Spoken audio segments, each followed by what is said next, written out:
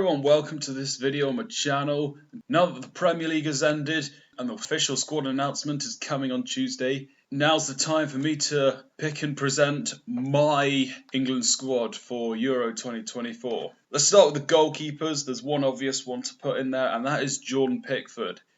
England's number one and undisputedly over the years. There's not been a goalkeeper that's really surpassed him. He's had a brilliant season at Everton, including today against Arsenal. And then the other goalkeepers, well, Sam Johnston, who you'd imagine would be a regular, is injured, so he will not be there. And so that leaves us with four.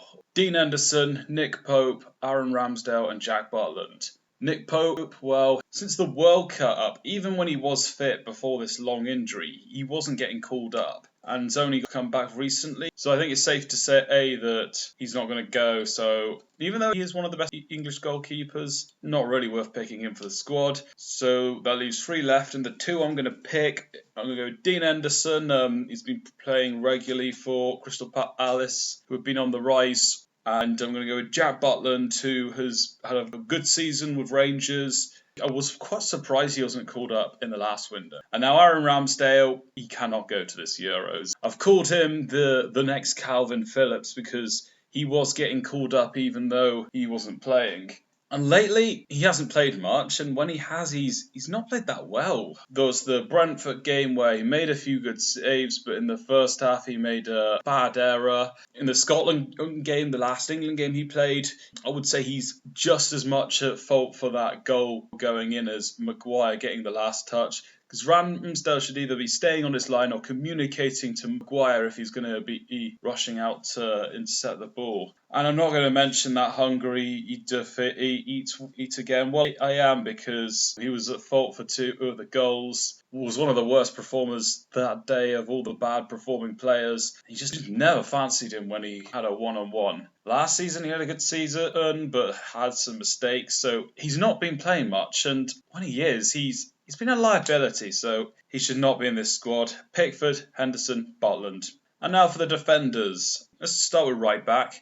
Kyle Walker definitely gets it. I think he might be the best right back in the world, certainly top two. Kieran Trippier, despite being out for a bit, the fact that he has come back and been playing some minutes is a good sign. And I think he's probably England's second best right back. And to anyone on who's going to be screaming Trent Alexander-Arnold to me in the comments, hold your horses, hold your horses. I will get to why I do pick him or don't pick him in a bit. John Stones, first English centre-back on the team sheet. Harry Maguire, the two of them, great partnership. Maguire's had a better season than the past few years. Third centre-back, Jarrad Branthwaite's had an excellent season at Everton. He had a good performance today against Arsenal. And he was in that England squad in the qualifiers, which he didn't play, but he got to be amongst the players and get some more insight. This fourth centre-back was tricky because Ezri Konsa has been part of Aston Villa defence that had conceded quite a bit, including 8 in the last 2 league games. I did have a bit of checking, and on some of those games in May and April he was playing at right back. So I don't know how much I can read into that, having not really watched any of their games. I considered other options like Joe Gomez. He would have been a good option, but he's not been playing much lately. Eric Dyer, for that game against Bayern Munich, I had him on the plane. And then where Real Madrid scored that second goal, I took him off because he just did not defend in the clutch moment. And there's James Tarkowski as well, who's been alongside Branthwaite for Everton this season. I just think if we've got other options that have been in the squads, then unless we're urgent, I wouldn't really lean towards Tarkowski. So I'm going to go with Ezri Konsa. Villa had ended well earlier in the season. He's been in 2 England squads. He was all right against Belgium. It was Dunk that had the more errors that led him to potentially be left out the squad. Left backs, Tyrick Mitchell. I had Luke Shaw in my squad, but I think the extended injury that made me take him out. And Ben Chilwell, he didn't really play well for England lately, and he also hasn't been playing much for Chelsea. Tyrick Mitchell seems like a shoo-in based on the available left back options for England. Under Oliver Glasner, he's been thriving.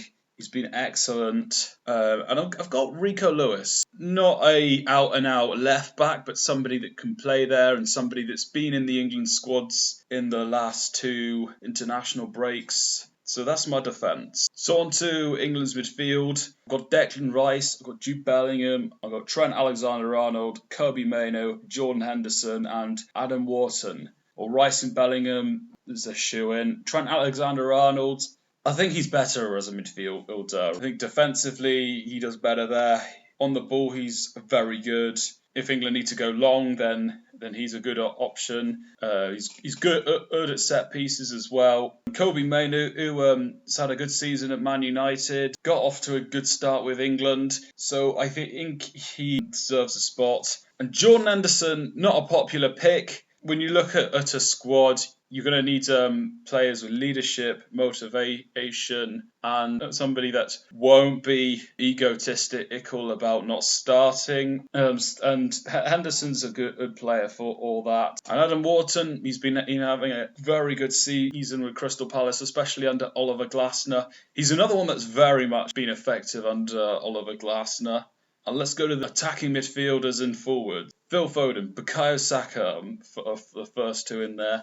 James Maddison, many people will put him in midfield, but Gareth Southgate deploys him either on the left, the right, or attacking midfield. Pretty much the same as Foden, so that's why I've got him in this section. Cole Palmer's been excellent at Chelsea. Another thing on Maddison, hasn't played that greatly recently for Tottenham, but for the most part he's had a good season, and he also got the assist for that late equaliser for England against Belgium. Anthony Gordon, I probably wouldn't have picked him if this was a 23-man squad, but I think he's had a good season. When we're looking at about 6 players that can plays primarily on the right, but 5 players that play left, right, centre, I think Gordon's one of the best 5 to 6. And then Jack Grealish, he's been a regular for playing for England. He's got back in the Man City team. I've got as the strikers Harry Kane, I've got Ivan Toney,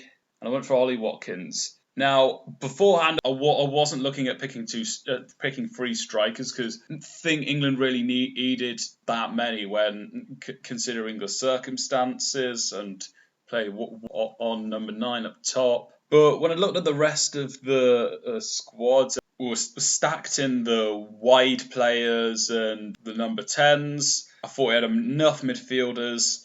Possibly fit another defender in there, but there wasn't really anybody that stood out to go in there. So, and there is the option of picking a 4th goalkeeper, but there was no one really I could pick. So I put Ollie Watkins in there, who's had a good season, despite not doing as well as Ivan Toney did in the last international break. So there we have it. That was my squad overall. Let me know what you think and what your squad is. I'm looking forward to this Euros. I have a good feeling about England. Yeah, see you in the next video.